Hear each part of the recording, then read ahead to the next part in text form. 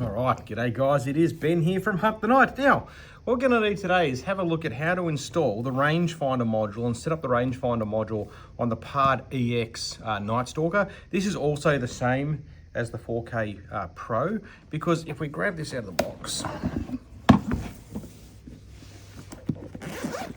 I'll grab the scope out, it comes in two packages, okay?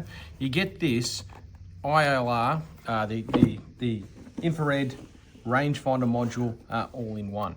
And this is a totally different design to how the old Star Trek looking DS35 and Night Stalker 4K worked originally. Now, if you can unpack this wrapping without cutting your fingernails, it makes it a little bit easier. Now, these are currently available in 850 IR, but they will also be available in 940. So this is a replaceable module unit. And in this little box, we get this little housing.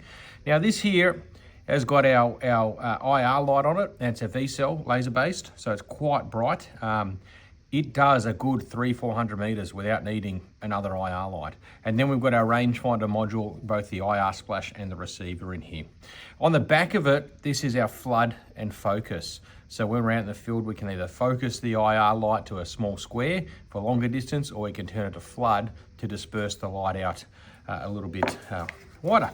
You also get an Allen key and 4 extra screws, just in case you lose the 4 screws that are in here. And it is as simple as taking this out of the packet. That seems to be the hardest bit.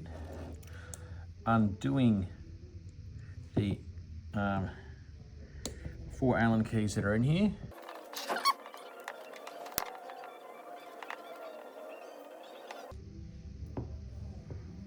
All right, almost got it off. I probably sped this bit up a little bit because that was a little bit boring. And then underneath here, very un-Pard-like, we've actually got a really nice magnetic connector that fits, that has these probes here, match up with the feet there.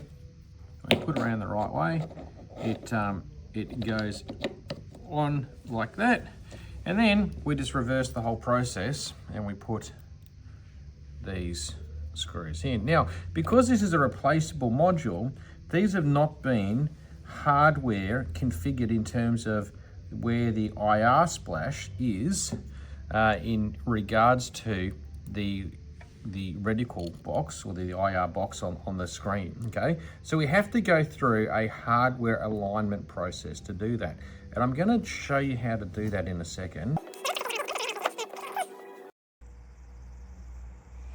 Okay, so guys, to align this, you need to do it at night time or in the dark, because we're going to need to see where the laser rangefinder goes. So we've stuck the laser rangefinder module on, and you can see that the beam is off to the right, but our yellow rangefinder box is by default in the middle of the reticle. So we need to go through the alignment process and make sure we can align the two, so when we are pointing the laser rangefinder, it's in the right spot. So we go down to laser rangefinder, ranging position adjustment. We click that on the menu, and you can see that it automatically turns the rangefinder on.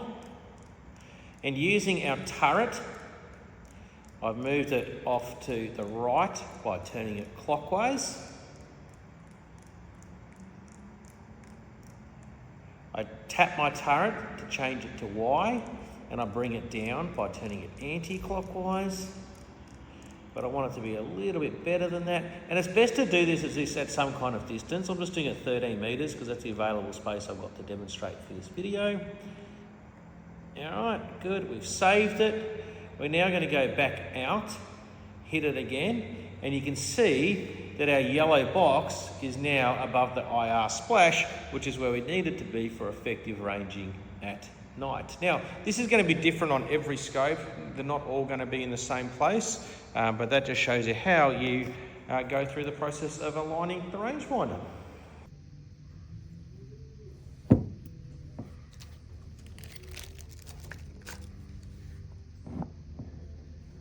Cool. Now you've seen how to do the setting up of the actual rangefinder, and it's not that too difficult at all to accomplish.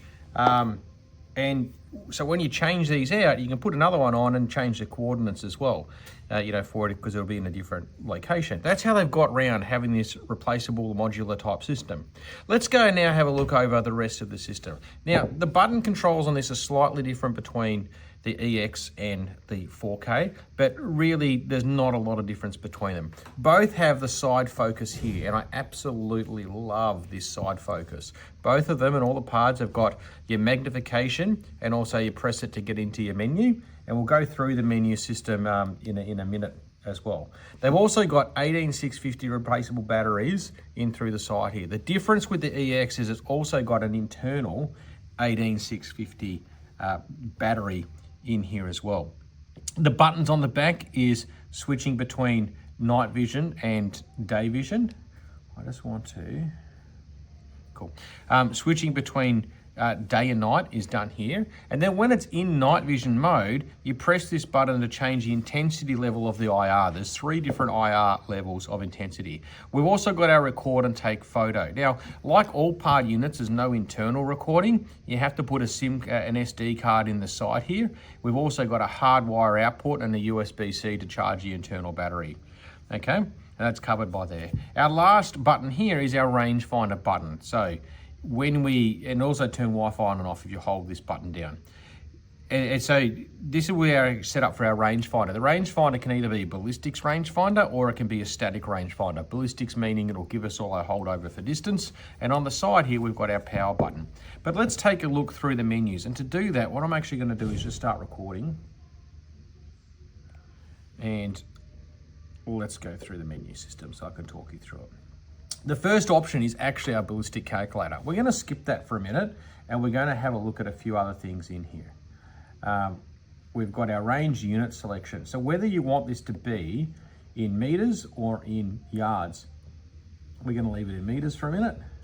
To get back to the main menu, we just click it out and it'll come back. Well, let's scroll down to our reticle adjustment. And this is where you're gonna, I guess, spend the first part of your time in your zeroing process. When we click on this, it's default to the reticle being turned off, and we can turn the reticle on by switching the top turret here, and they'll then turn the reticle on. We can set the magnification for as we're zeroing and zooming in and out. All the way through, and then we can select which the data refers to which profile this is. So it has a whole bunch of different profiles. Then we can change our X and Y coordinates for our actual zeroing process. Now, if you look at our Pard DS35 video, this hasn't really changed since then. So you can follow that process in order to work out how to zero all this. And it'll also set up all the ballistics calculator in there as well. And then we've got our different reticle styles. And we'll just go through them quickly and have a look. We can also change different colors. Some of these reticles are pretty cool. I tend to like more of the basic ones myself. But we've got 7 different reticles in there, okay?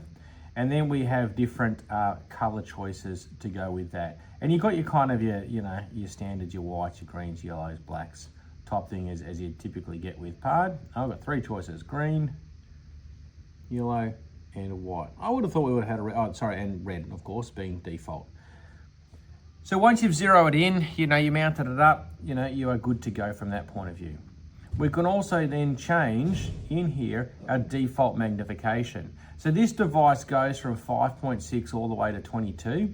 But if you, for instance, want it to start up when you just boot the unit up on, say, 8.2, you can do that. I keep it on 5.5 because I'm just a regular type of person. We go back down a little bit further. We have default colors, where you can change your actual default color if you want it black and white, for instance, in all the menu systems, or if you want it in color. We'll leave it in color because I like it. I got to remember which way to turn the turret properly sometimes too. Display brightness. So you can configure the display to be different levels of brightness. I find that during the day I have it on much higher than I do at nighttime. At nighttime I like it to, not to be so bright on my eye. Okay. And there should be a few more menu systems down the bottom that I'm not seeing for some reason. Let me jump out of that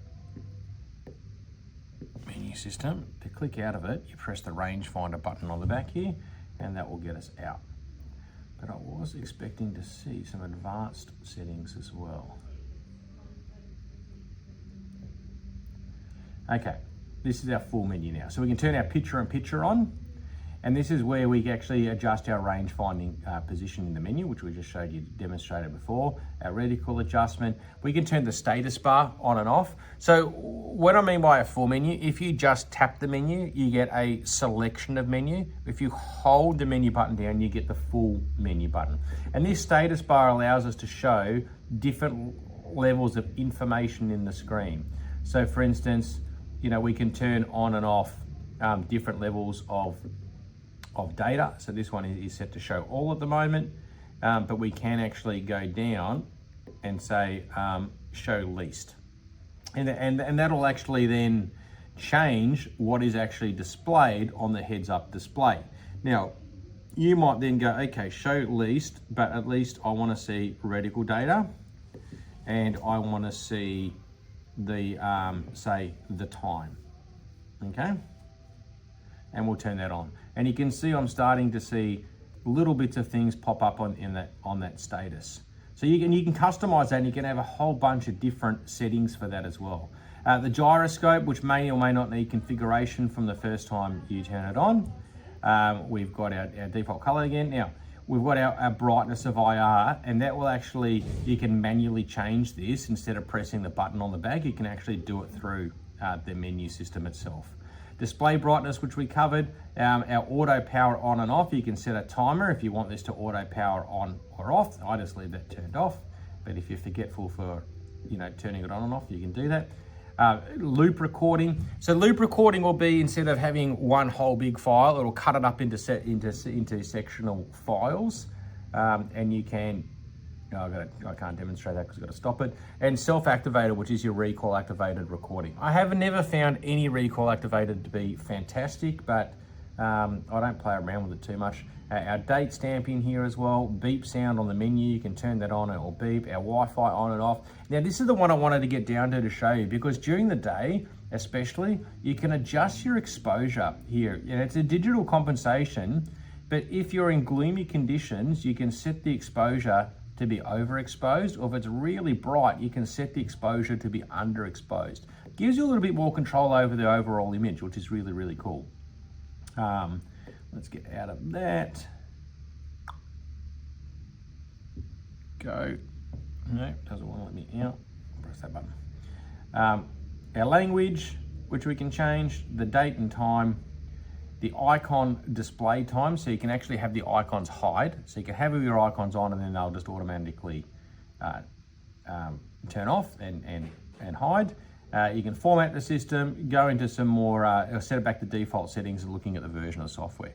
So there's a rundown of the actual menu system, and also how to set up the actual rangefinder in this, okay? As I said, look, I'm gonna drop a link to how we set up the Pard DS35, which is the same process for this, and setting up the ballistics and the zeroing. Rewatch that video. I just wanted to keep this one a little shorter, just to give you an idea how to set up the rangefinder and what these units do.